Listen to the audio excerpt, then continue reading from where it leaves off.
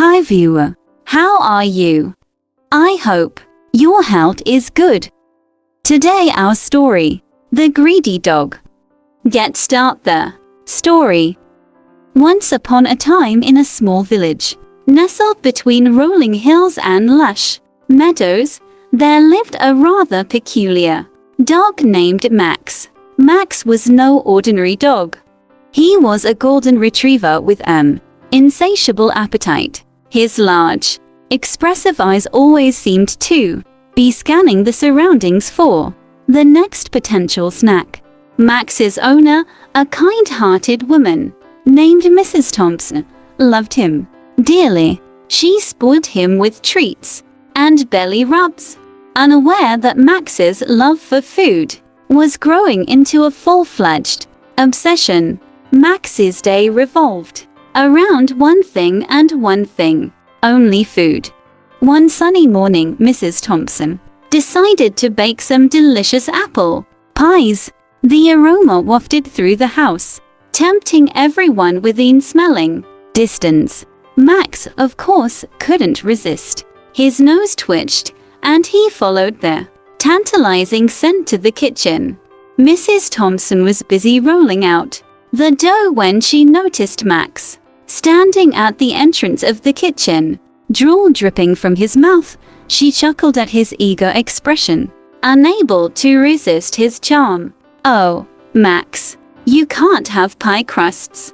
They're not good for you," she scolded gently.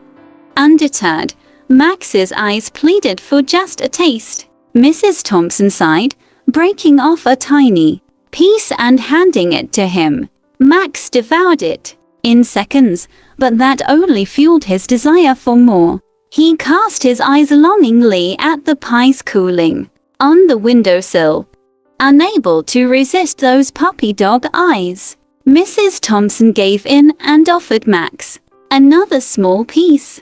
The greedy dog, however, was not satisfied. He began devising a mischievous plan to get closer to the pies.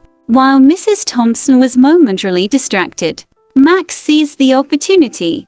With a swift move, he darted past her, snatching an entire apple pie from the windowsill in his mouth. Mrs. Thompson gasped, witnessing the golden blur disappear around the corner. Chaos ensued as Max sprinted through the village with the stolen pie.